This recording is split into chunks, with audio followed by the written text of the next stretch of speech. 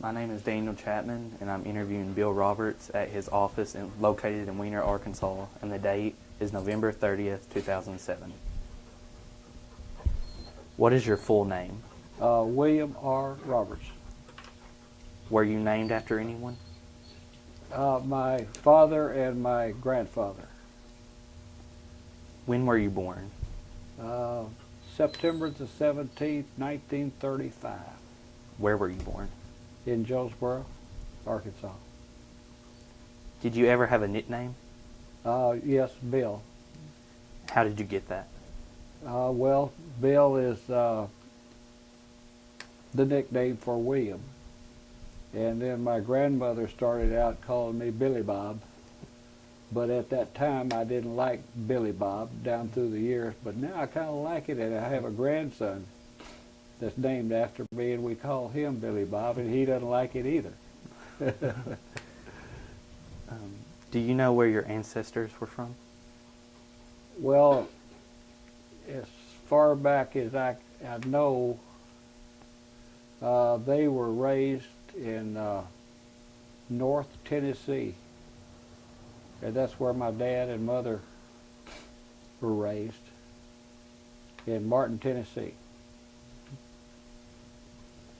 Where did they settle? Now you mean my ancestors further back? Mm-hmm.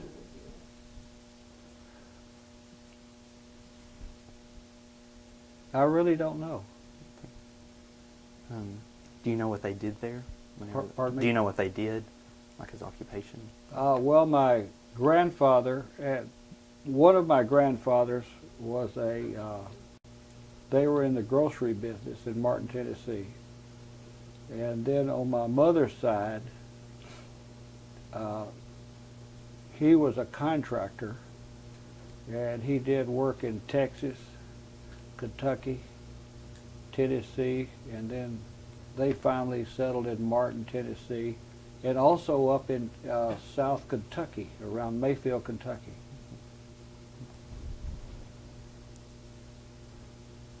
Where did your parents grow up? Where did they what? Grow up, your parents? Well, they grew up in Martin and went to school in Martin, Tennessee, and graduated in Martin, Tennessee. And they were childhood sweethearts and eloped Christmas, during the Christmas holidays, their senior year, and were married secretly. And then my father went to a business college in Martin for a brief period, and that's basically their childhood. What's something you'd like me to know about your mom? Well, naturally, she was a queen, you know, and she was just a dear person. And then her name was Martha Dean Cochran Roberts. And then our son is named after her, Dean, William Dean Roberts. So we named him after my mother. Can you tell me a story about your mom?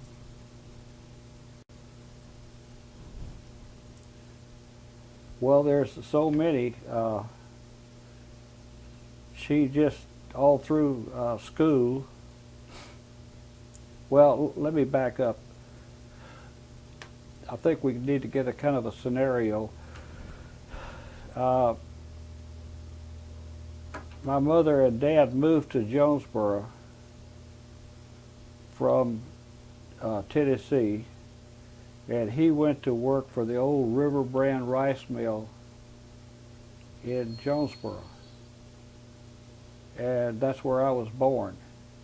And then when I was 5 months old, they moved to Memphis, Tennessee. He got a job with Standard Rice Milling Company in Memphis.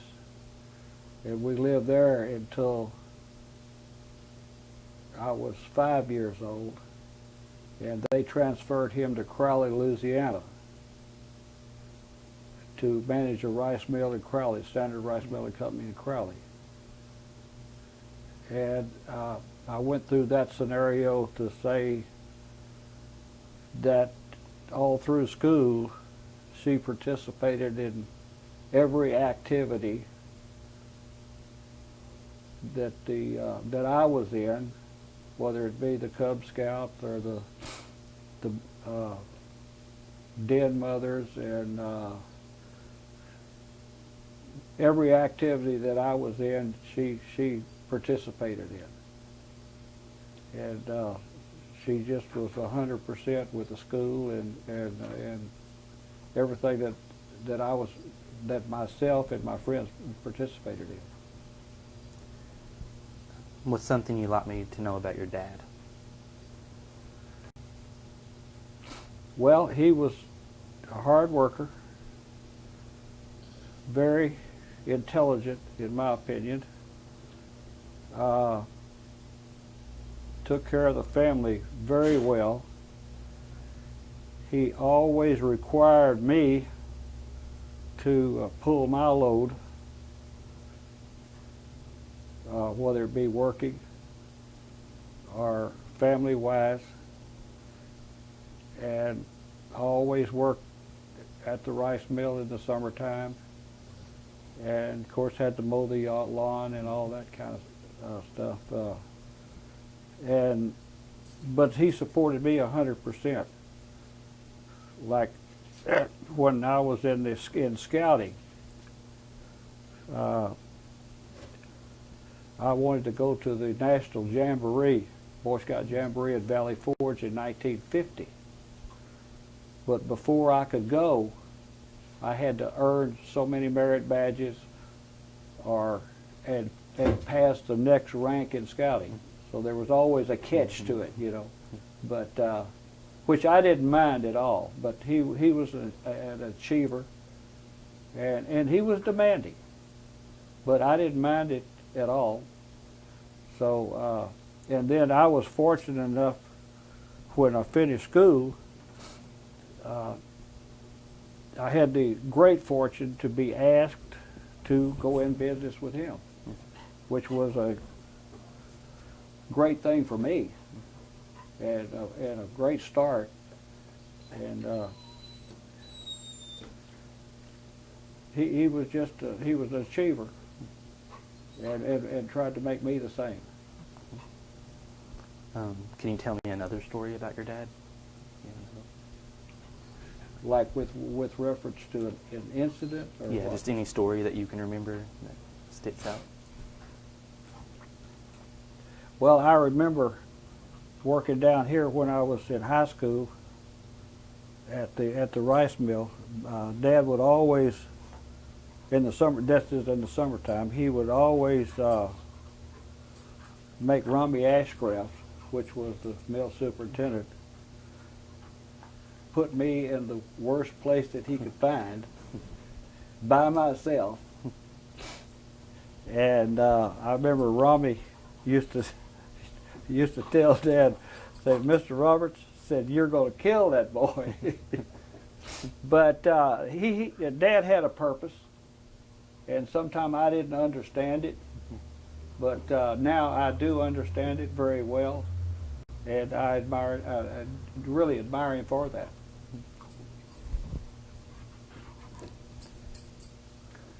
What are some important things you have learned from your parents? Well,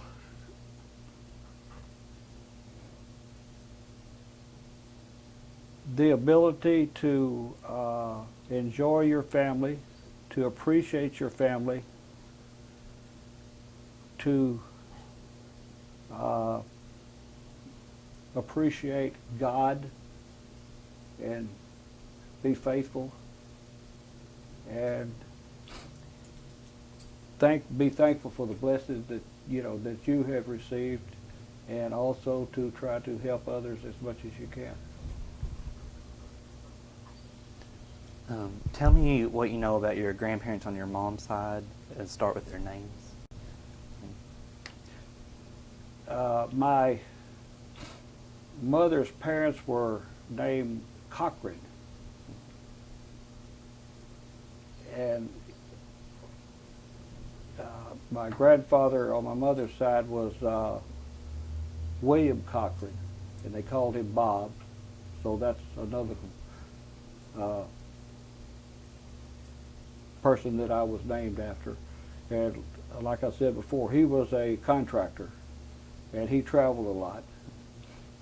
And in fact, I still have some of his old tools that I've saved. And then my grandmother on my mother's side was Marietta. But my nickname for my grandmother was Buddy. And she lived with us a number of years. Well, she lived with us actually from the time I was 5 years old until after I was married, because he had passed away and she had health problems. And she was one of these persons that could do no wrong.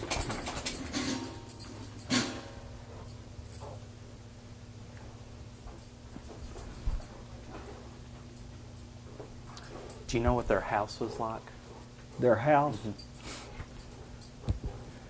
Well, no, I don't remember their house. That would be my grandparents on my mother's side, because I really never knew my grandfather on my mother's side, because he passed away when I was very, very young.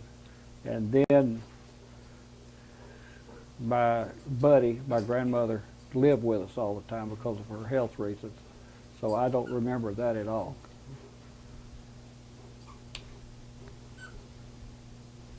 How many kids did they have? Just one, just my mother.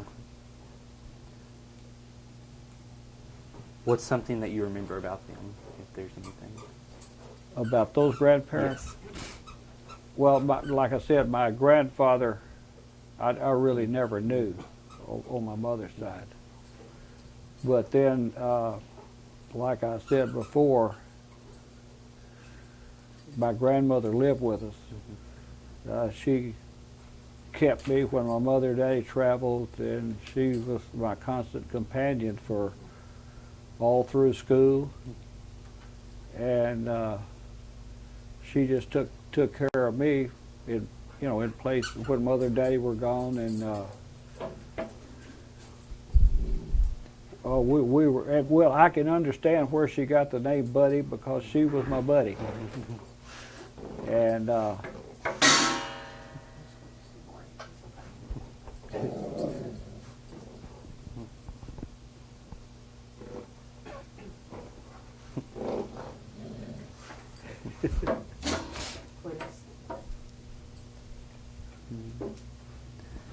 Okay, can you tell me your dad's grandparents' names?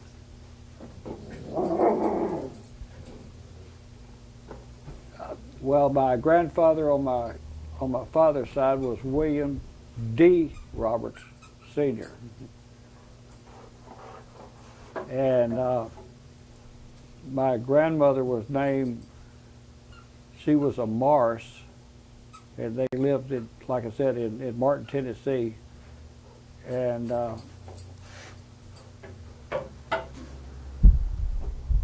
her name was Maud Mars Roberts.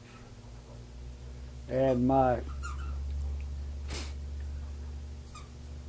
grandfather and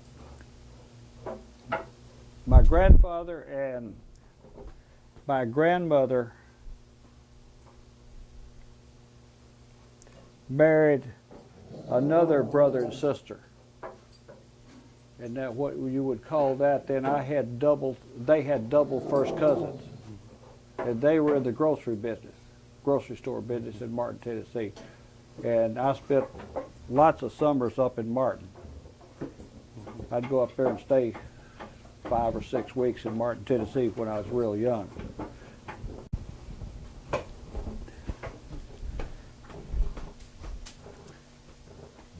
Do you know what their house was like? Oh yeah, it was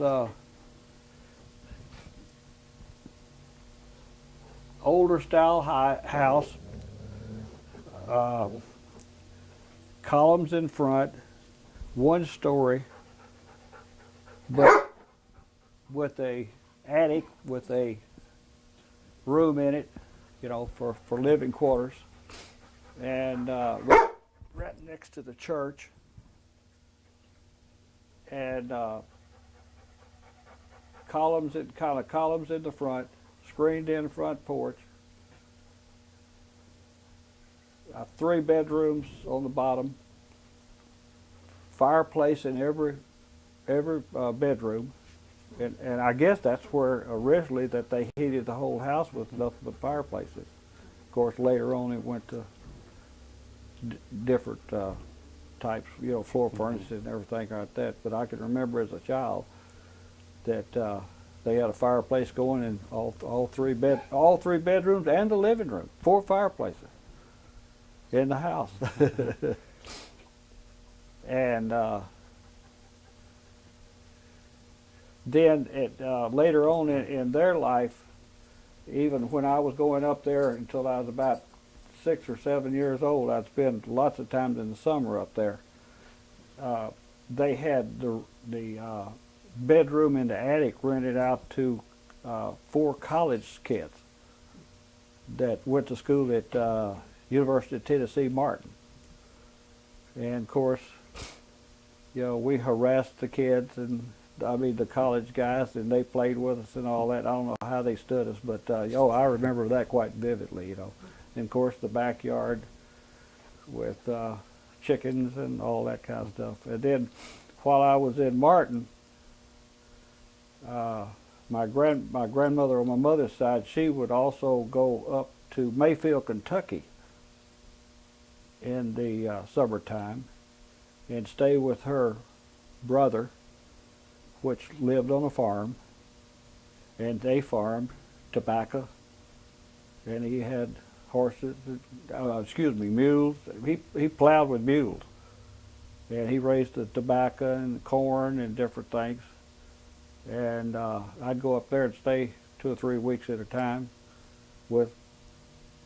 Of course, I had a ball, but no bathroom. Well, there was a bathroom, but outside, you know what I mean, a 2-holer.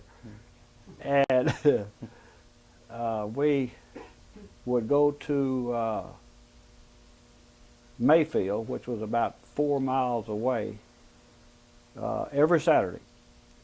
And one Saturday we would go in his old Ford truck, pickup truck, and I'd get to ride in the back. And then the next Saturday we would go with the team of mules with a wagon, and they would get supplies and whatever they needed, you know, in the old-timey way. And everybody went to the town square, and they had music, and people were selling vegetables, and like the farmers market now, except I mean that's the way the people survived, and they had a big garden, raised their own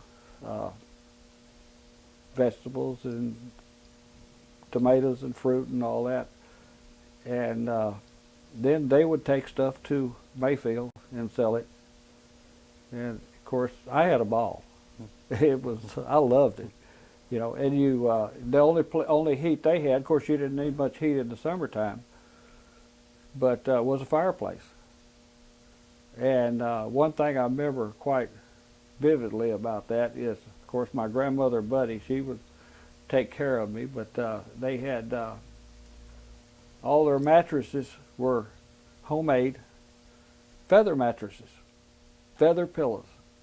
You just lay in that feather mattress and just sink. You know, if you watch out, you'd be down about a foot deep in it. So, yeah, I remember that quite well. But I had a ball. One thing about it, you know, I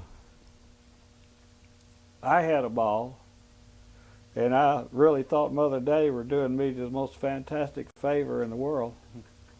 But then, if you stop and think about it, you know, they could spend 2 months and didn't have to worry about me. They could do what they wanted to do. but then, you know, later on that ceased, and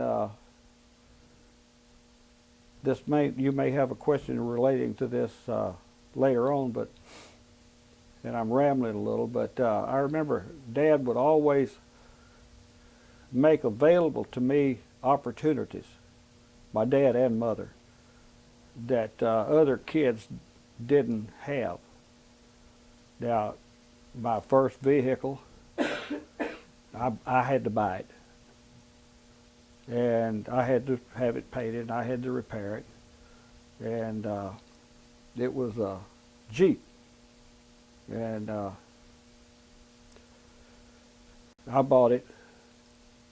And I was working down here that summer at Bob Jones' garage, which you most probably don't remember, but many years ago I was the grease boy, I guess you might say. And he helped me. We overhauled it and we painted it, and then I had Perkins paint it. And I drove that thing for 2 years at school with no top, rain, shine, sleet, or snow. And I'm not saying I had a hard time, but I mean, that's just the way it was. But then my dad gave me a lot of opportunities because I really like to work, and he provided those opportunities for me, not just at his place, but like one summer when I was 14 years old, which is most probably unheard of to happen now, but I spent 8 weeks one summer on an ocean-going vessel. And I left from Crowley, Louisiana, where he was from, and we moved from at one time, or excuse me, well, close to Crowley. Lake Charles was the port. And I got on the cargo freighter, and they loaded rice at Lake Charles and went to Cuba. And I stayed on that boat, and they unloaded the rice. It was all sack rice in Cuba, loaded back with sugar, sack sugar, came back to the United States, unloaded the sugar, and loaded it again with rice, went back to Cuba, and the same scenario, and then sugar back to the United States. And I was 14 years old. Mm-hmm. And, I got paid, $2 a day, plus, food and everything. But I really had a ball. I got homesick, but I chipped, painted, spliced ropes, and that was my job.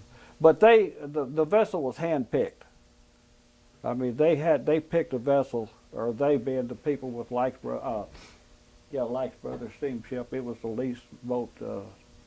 SS Martin Carl was the name of it. It was out of Copenhagen, Denmark, but through the port of Lake Charles, and of course they all arranged it where I could do this.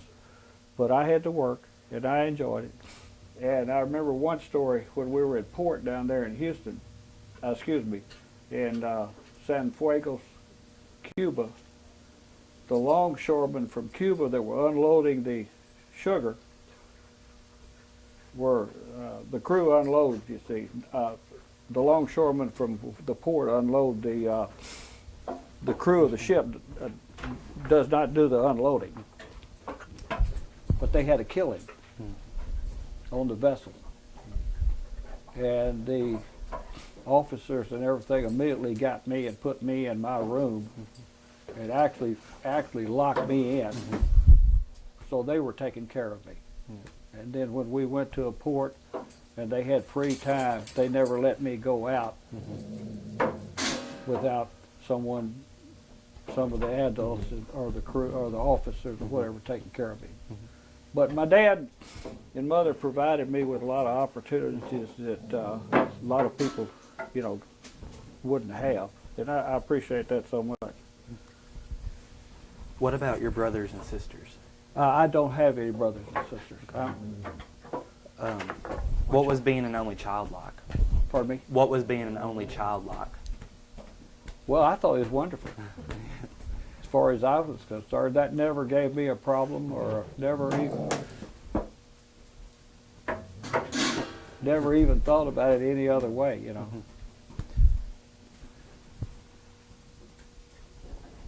Were there cousins or friends who you played with?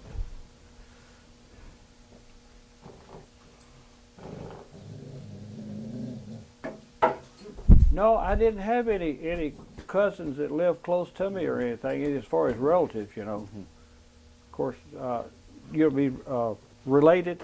Yeah, relatives or friends. Oh, well, yeah, I had, you know, through the scouting and church activities, yeah, I had, you know, plenty of people. And I had some in Martin, Tennessee, up there that, and we still communicate.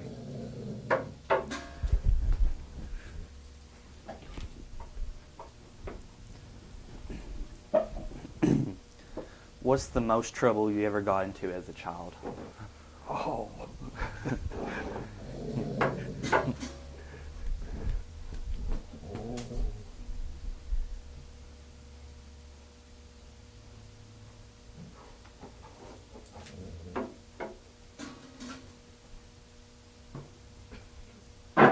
Well, I don't know. I've got to think about that a while. The most trouble I ever got into as a child. Now, what do you mean, child? How far up does that go? You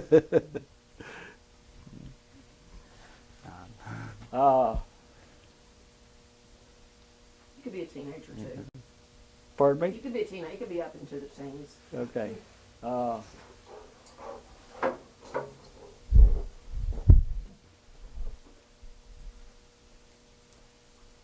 Well, I guess it's, as far as trouble, I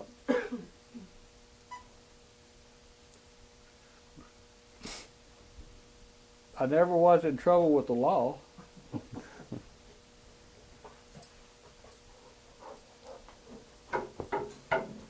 I guess the most trouble I ever got into was with reference to school and not performing like I should. In other words, not making my grades like I was supposed to, you know.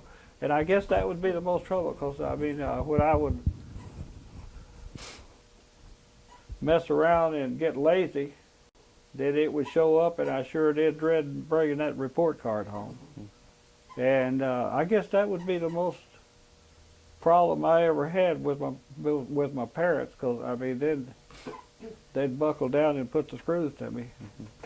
And but that'd be the worst trouble I ever got into, would be with reference to my study habits at school and grades.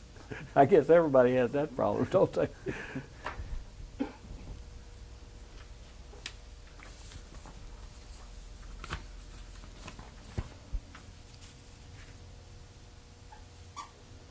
Tell me more about other people in your family or a really close family friend.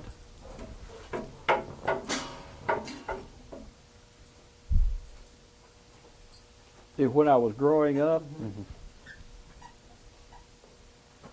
well, I had one really good friend up in Martin, and of course we started out when I was like 4 or 5 years old, and that all followed through. And he had a sister also, and we stayed close.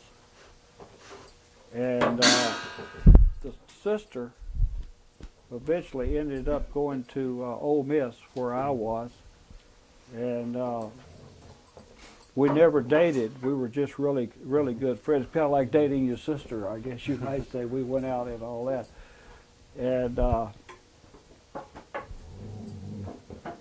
then what you're talking about in reference to growing up, yeah. And then I had a number of close friends in scouting, or in school, that we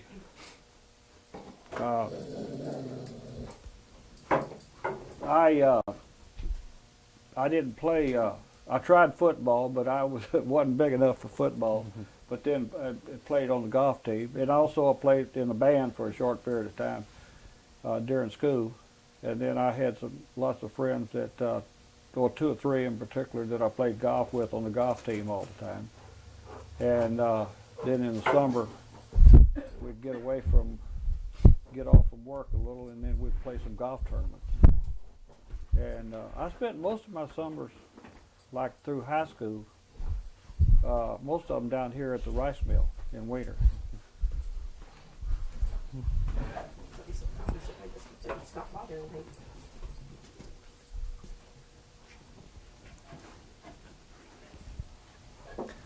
What did the house you lived in as a child look like? Well, the first house that I remember really was in Crowley, Louisiana, because like I said, my mother and dad moved down there. He was transferred to Crowley to manage the rice mill down there. It had wooden frame house, and the thing I remember about that mostly is it had a tin roof. And it wasn't out in the country, it was in town. And I can still remember that rain hitting on that tin roof. It's a wonderful sound, you know. And of course, no air conditioning then, big window fans. And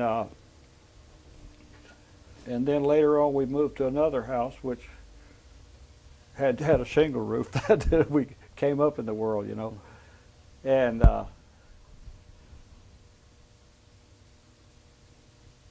Crowley was a very unique little town, or a small city, I guess, of about 10 or 12,000 people. But that's where I went to school from the first grade through the 8th grade. And then my father also, along with my uncle, they got into the Pepsi-Cola franchise business and built a Pepsi-Cola plant in Crowley. And I worked at that plant after school. Well, that's where I learned how to drive when I was 9 years old. I got to take the trucks when they come in every afternoon and gas them up, and then I got to wash them, clean them up on the weekends. And Crowley was a unique place because of the way it was laid out, with the courthouse in the middle, and it was the parish seat, because they have parishes in Louisiana rather than counties. And with 4 boulevards, one going north and south, another one going east and west. Well, one on each side of the courthouse, and then all of the city blocks were perfectly square. And then in each quarter, they had a play park. And we lived about across the street from one of these play parks. We would have tennis courts and little softball fields and all that kind of stuff. And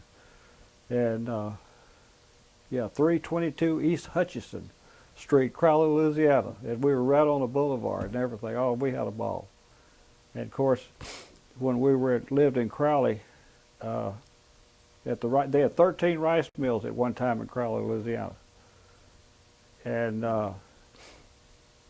in the summertime, Dad would get a horse, borrow a horse. I guess that's the way to have one, not buy one, borrow one. And he'd keep it all summer, because all the farmers down there had cattle and they had horses, and so we'd have a horse every summer.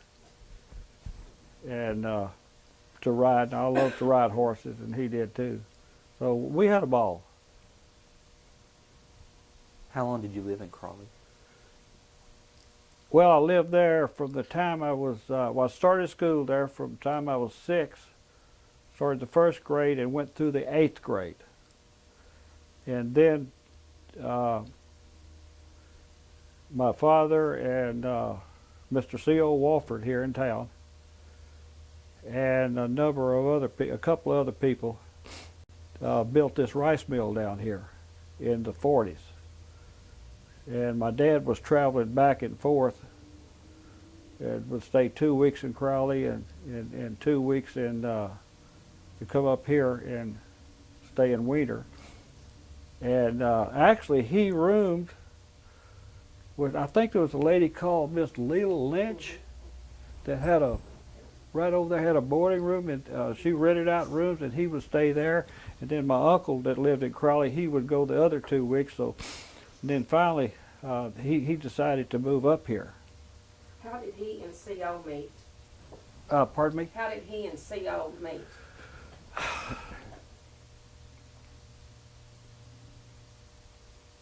I don't know. I really don't know the answer to that. That's an interesting point. I need to find that out. Bill Crowder could most probably tell me.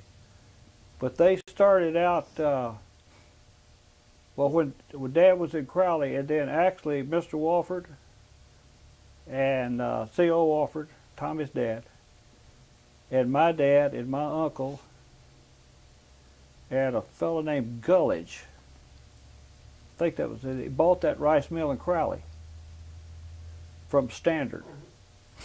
And then they proceeded to build this rice mill down here. And we're going to ask you a lot about that rice mill in a little bit. But I'm curious Okay. about how he and C.O. met.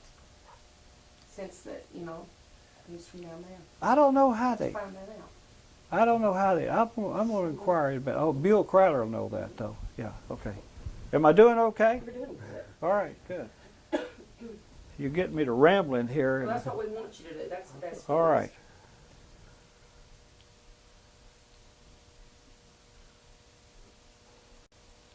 Can you remember any stories your older family members told you when you were a child?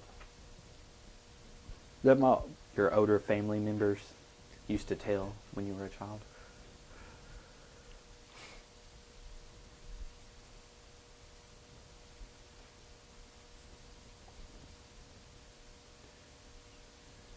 Well, I don't know. That's I like to listen to them talk about the about their times and growing up, and then I found out later that my dad and mother that grew up in Martin, Tennessee, and went to school there, and my dad was he was on the first football team that Martin High School ever had, and he was the quarterback. And they started, and I can't tell you what year that was. It had to be 1920, in that, or 16 or something, because he was born in 1910, and he'd have to graduate in 1918, so that had to be in that era there. And their football team went, they won the regional or state championship or whatever they had in that period of time, and won every game except one the year that they won the championship. And the only team that scored on them scored 6 points. But so there was only 6 points scored on them all year long. But they won the whatever they had, the regional, or I don't know what is the state championship or not.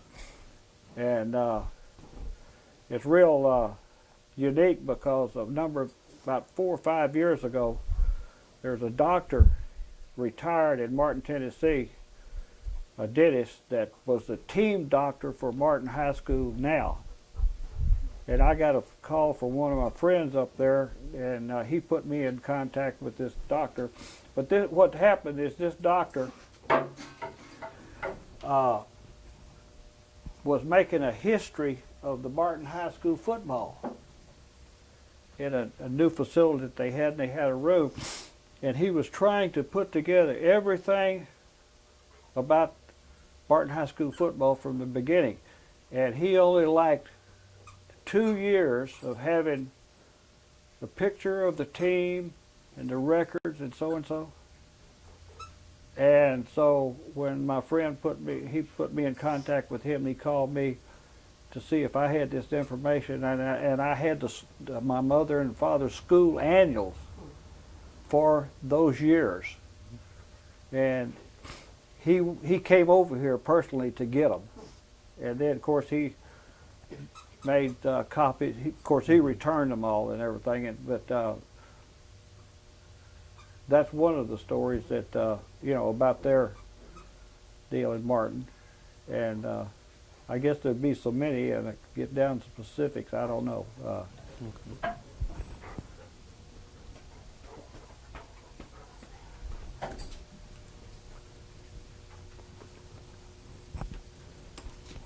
Can you tell me about the first funeral you remember attending? Funeral? Oh, I don't remember the first one. What's the first one you remember? Pardon me? The first one you remember. Oh.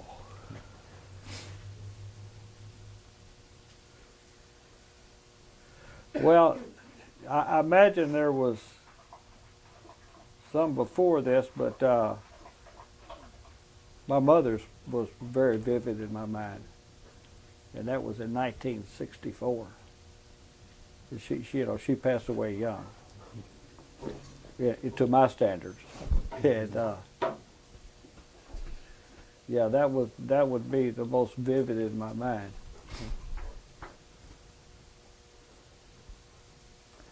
Were your parents strict? Pardon me? Were your parents strict? Very much, you mean? Mm-hmm. No. No. Except later on in life, my father had Parkinson's. My mother died at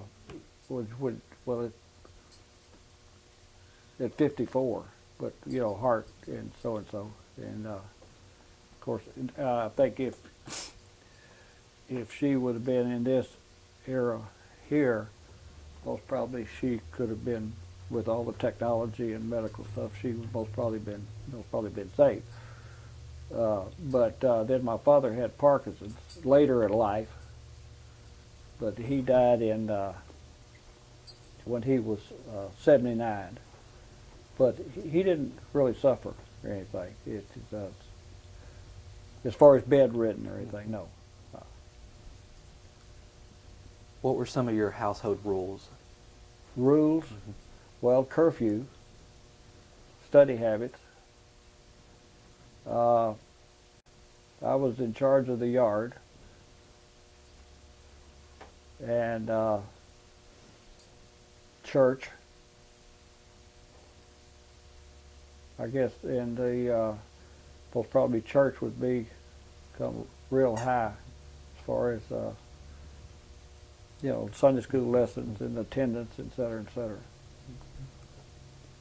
Did you have chores that you had to do? Oh yeah, yeah, especially the yard, and keeping your room and et cetera. And my mother was very strict about that, and I can fully understand now with kids, that I have growing up. It's what I think they call payback time.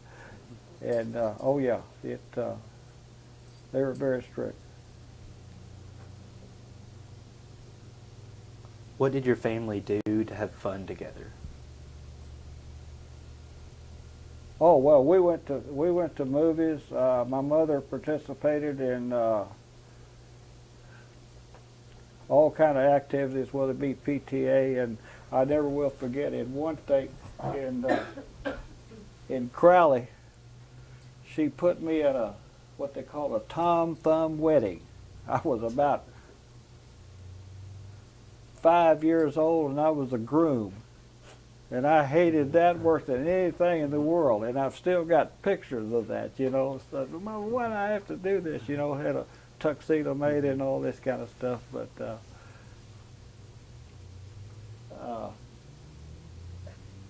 what was the original question now? What did your family do to have fun together? Oh yeah, well we went to what we used to call the moving picture show, but no, we went to movies and everything, and You can stop. You need to get that away from her. yeah, I It's do okay. too. Yeah. Look, just a minute.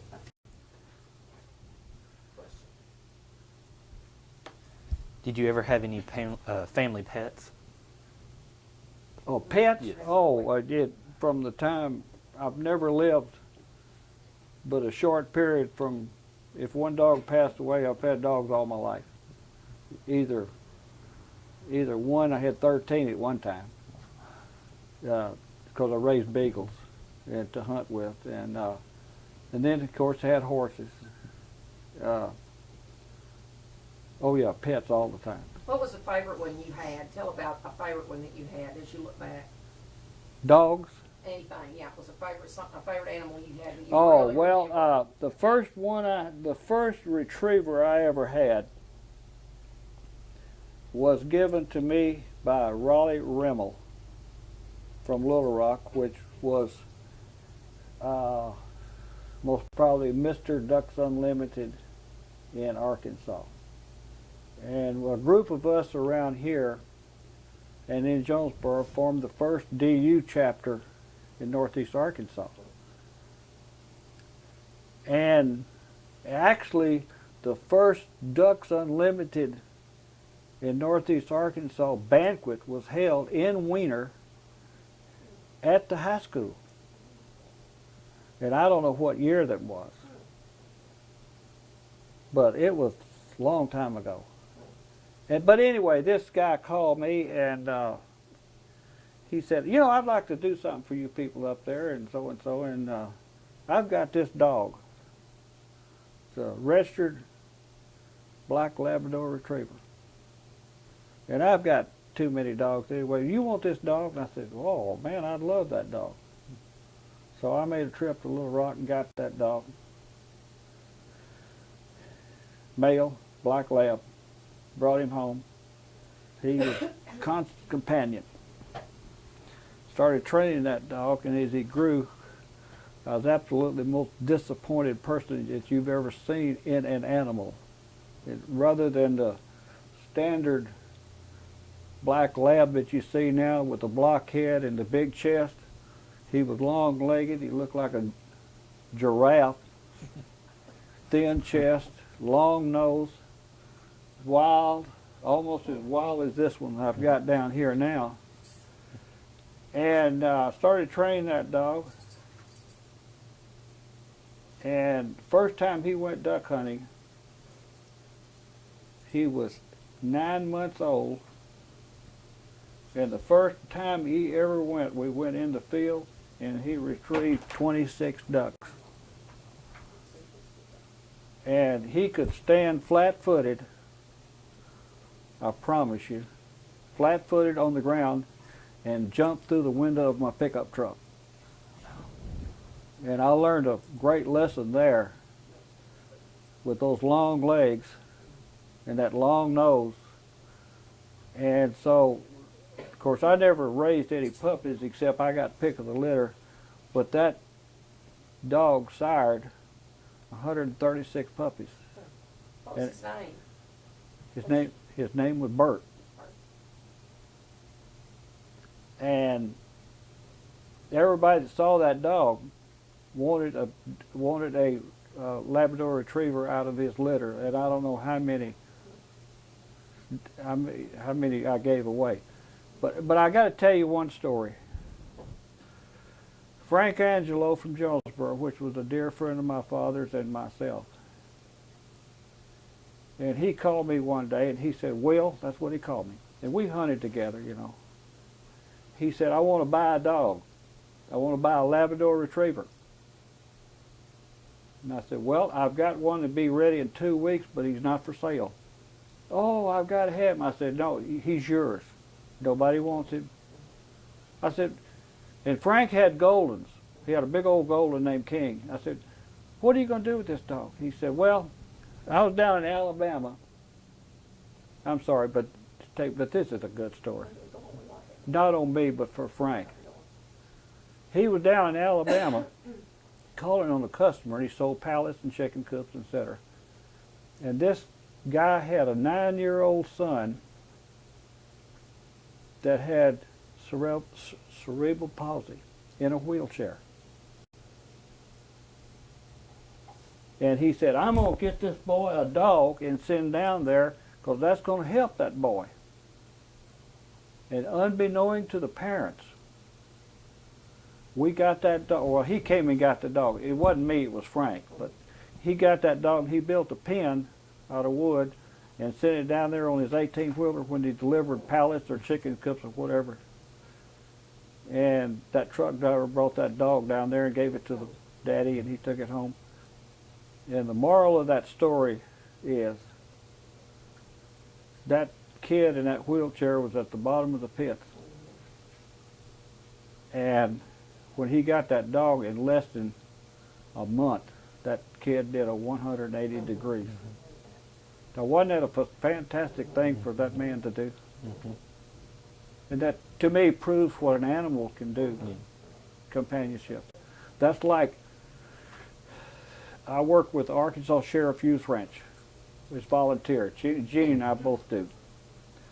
We've been with them, well, going on 20, most probably 29 years. And they have horses, they have dogs, they have a few cats, they have chickens, they have so-and-so, different animals. And I never thought about it this way. Now, the Arkansas youth ranches, there are no delinquents. They are abused, abandoned, and neglected. And these are kids that have no home. And you know, they take them. They've got about 80 of them there now. And their theory with the animals, and I can relate to that more all the time, their theory with animals, especially the horses, that a young person that has a problem can speak to the horse or speak to the dog or speak to the calf or whatever it is, literally. And they can communicate and talk to them, and they do talk to them. But then that helps the child or the young person growing up that have had problems or got problems, and then in turn that releases them, and then they can communicate with the adults and the counselors, which, you know, helps the child, and that's the object of the whole thing. I forgot what the original question was, but to me it all tied in. Oh, about my favorite animal, yeah. If I'm rambling too much, okay. Can you remember a time you or someone else in your family was very sick or hurt? Well, yeah, one in particular. I was in college and they were hurt. I was going back to Ole Miss, and for some reason or other, my mother and daddy were in the car in front of me, and I was following them, and we were coming through Wiener for some reason, and then I was going to school. It was on a Sunday afternoon, and it was icy, and when my mother and daddy made the curve at Otwell, it's straight now compared to what it used to be. Their car turned around in the road and ran off, and she was thrown out of the car and broke her hip. And of course, at that time they didn't have 911, and we picked her up, got her and put her in my car and took her to the hospital in Jonesboro. Of course, she got okay, but I mean, that was quite a dramatic situation for Dad and I. Just had to do it, but she broke her hip, and we got her up in Jonesboro ER, and everything was all right.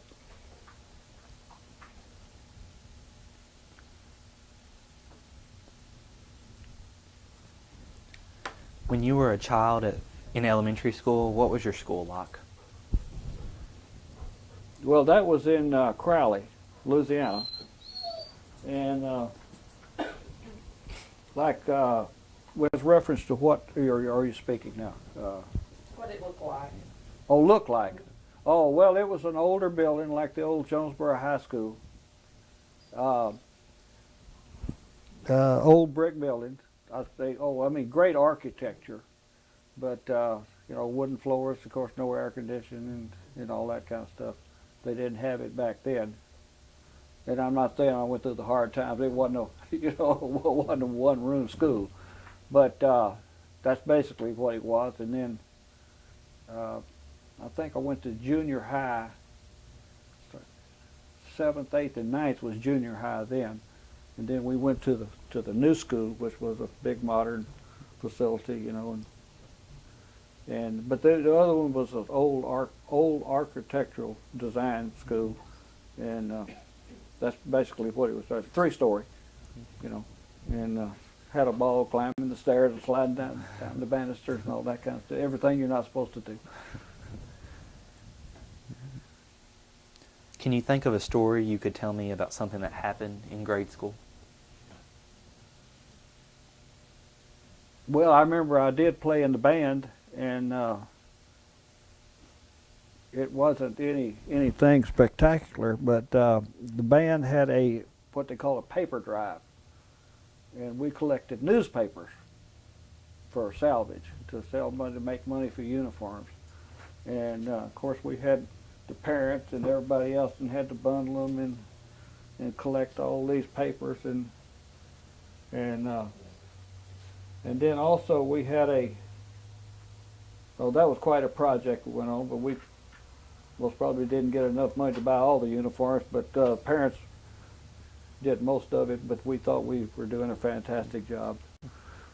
But it was another one of those situations where if you want something, you need to get out and work for it, you know. And then we had I think it was in high school, we had a project going,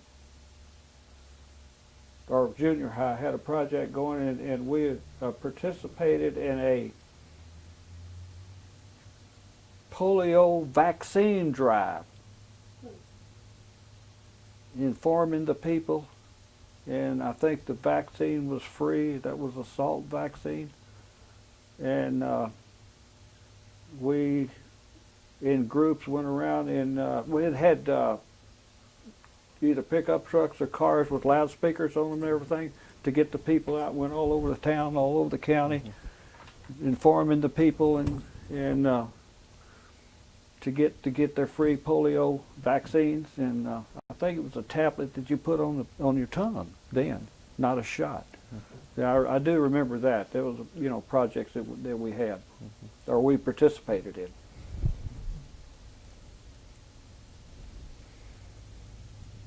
What did you do in the summers when there was no school? Well, I mostly worked down here at the rice mill. Or either I was at Boy Scout camp, or one summer I went to the Valley Forge Boy Scout Jamboree. Oh, and one unique thing about this Boy Scout situation, now my grandson has just joined the Cub Scouts, and he lives in Dallas, and just this summer. So I just thought about it, and I had them, and I had a lot of stuff still from the 1950 Jamboree in Valley Forge. And so I gathered all that stuff, and bandana ties and some plaques and pictures of, and then the brochures from the Jamboree. So I gathered all that stuff up and sent to him, and he was just absolutely elated, you know, to get all this old stuff, you know. And it won't mean as much to him right now as it will to later, you know. But mostly in the summertime, I was down here at the rice mill, or I love to work down here. I love winter. I've never lived in winter as far as resided, but everybody asks me where I'm from. Basically, 99% of the time I say winter. They say, what about Jonesboro? I say, well, I sleep there. And I mean, I'm not being derogatory to Jonesboro, because then after, you know, after I got out of school and then working at the rice mill and then the farms and everything, this is just like home to me here. What kind of toys do you remember playing with when you were a child?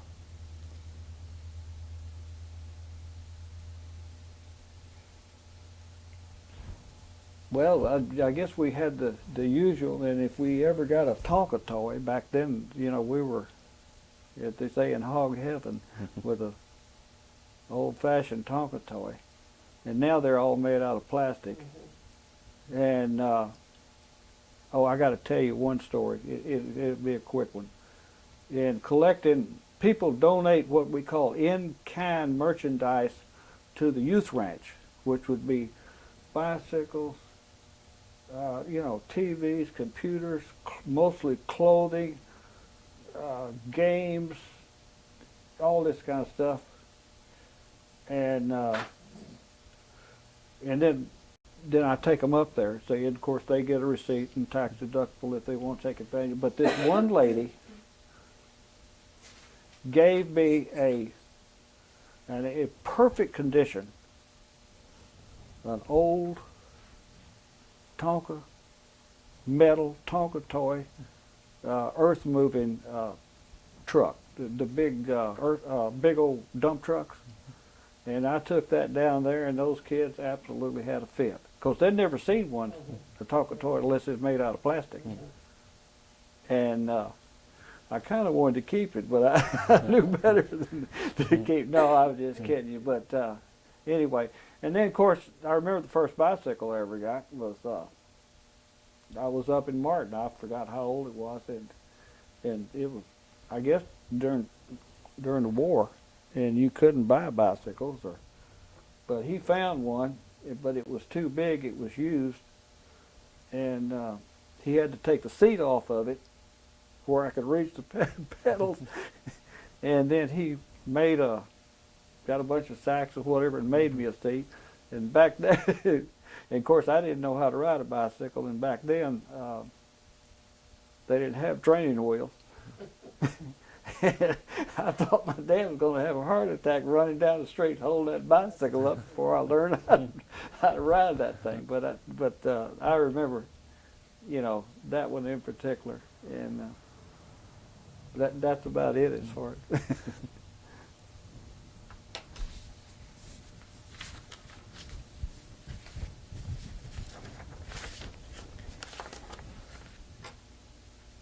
Did you have a special spot or hiding place as a child?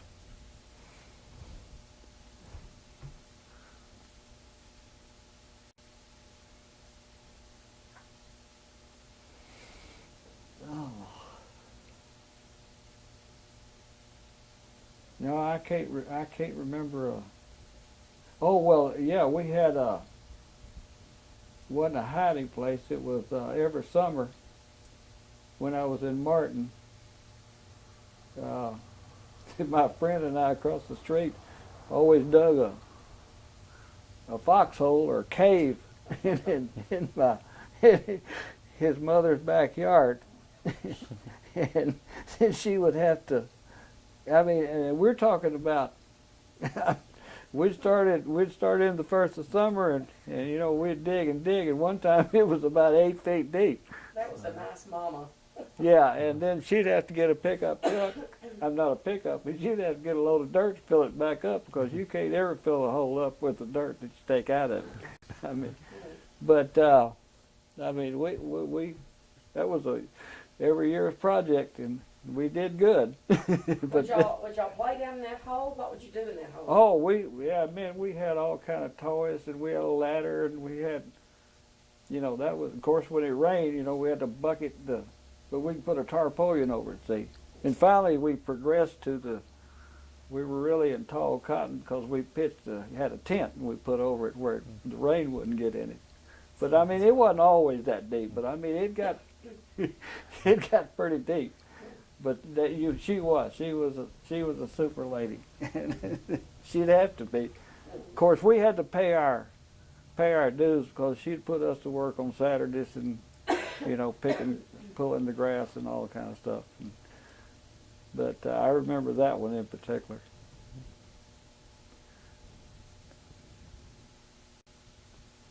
Tell me about the oldest person you can remember knowing when you were a child.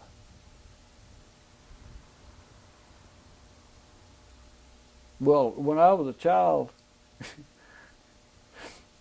I remember my dad told me he came home one time And they said, I get a phone call. I said, yes, sir, you did. Who was it? I said, I don't know, some old man. He said, how old do you think he was? I said, he was about 45 or 50. He said, man, that's not old. What are you talking about? But, and I guess my grandparents most probably would be the oldest one that I can ever remember. Of course, you know, as you get older, they get older, and then they go through their terrible times, and you remember all that. But as far as no one particular, except just my grandparents and my great uncle up there in Kentucky, that he was pretty old and kind of got feeble, but I loved it up there.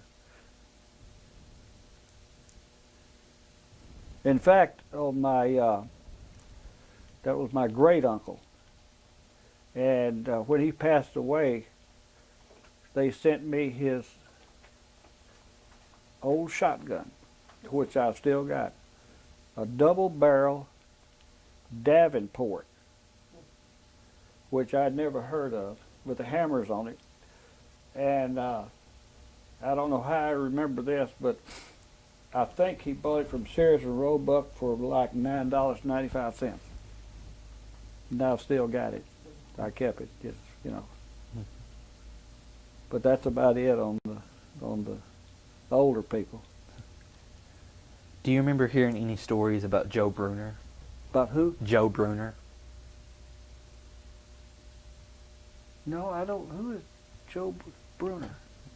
We're just trying to see.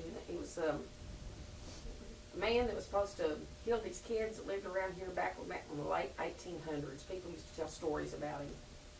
No, I don't remember.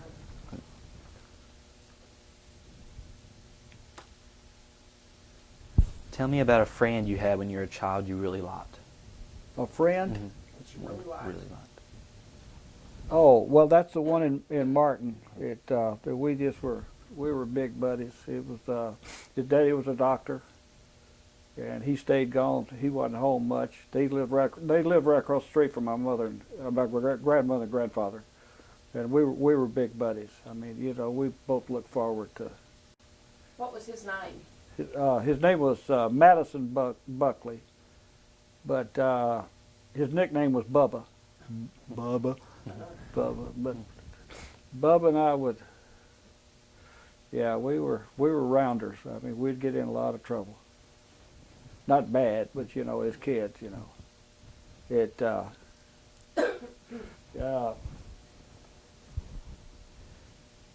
Yeah, that's about my closest friend.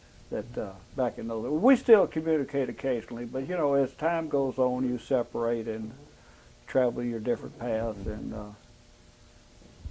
and I need to go back to Martin sometime. That's where my grandparents were buried. And I will one of these days. Someone told me if you have anything to do, do it before you retire, because after you retire, you don't have time. And now I can understand that. So, but we've got a lot of projects going on, my wife and I, Jeannie and I. But we really enjoy this youth ranch, helping these kids up there. And it's hard for me to take her up there because she wants to bring them all home. And but that's about it on that. Can you tell me about a child you remember that you didn't like?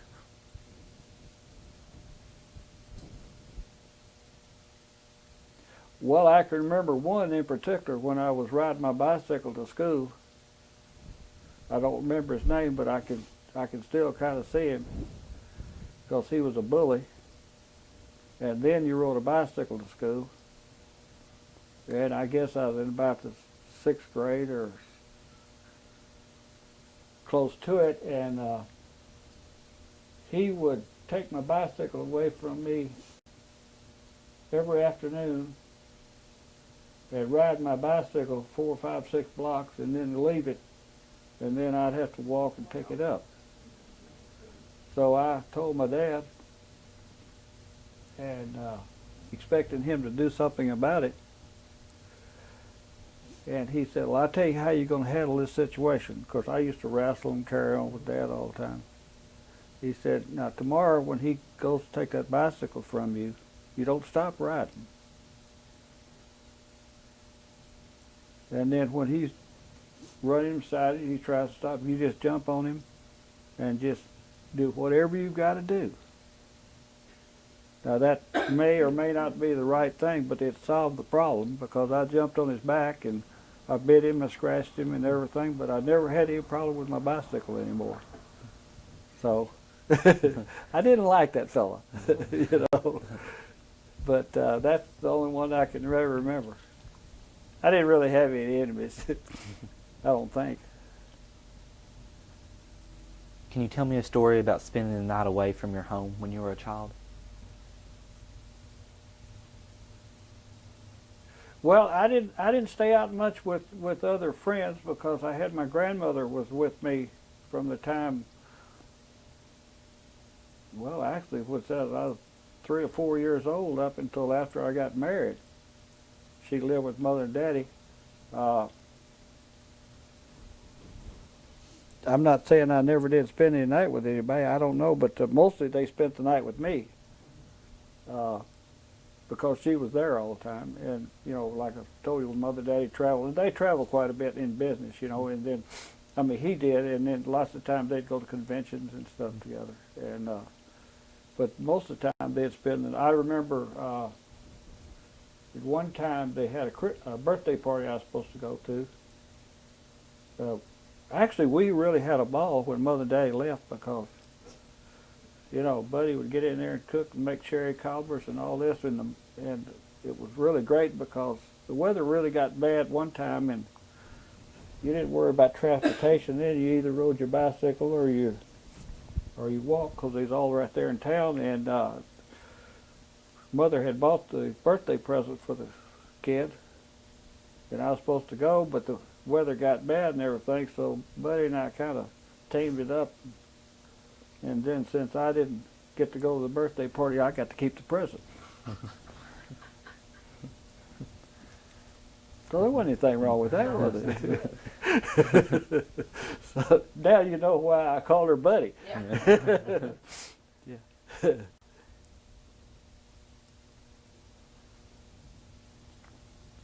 How did your family celebrate Thanksgiving?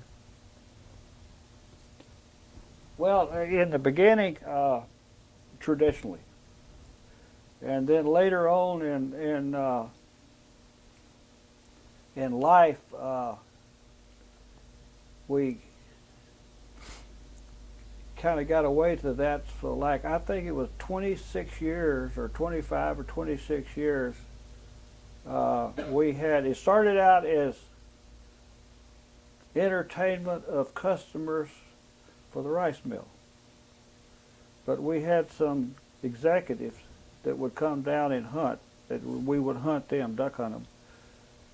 And then they got to be really good friends, but then every Thanksgiving, they would come down here, and we had an older house out there we called the clubhouse on the farm, and the wives got to come in. So I think 24, 25, 26 years in a row, that was an annual event. About 4 of them and their wives would come, and then Jeannie and I and my stepmother then would all go to the clubhouse and we'd duck hunt. And then, of course, we had a traditional Thanksgiving dinner, turkey and the dressing, and they really had a ball. What do you remember doing on Halloween? On Halloween, oh. Well, the usual, you know, trick and treat, and then later on in living in Crowley,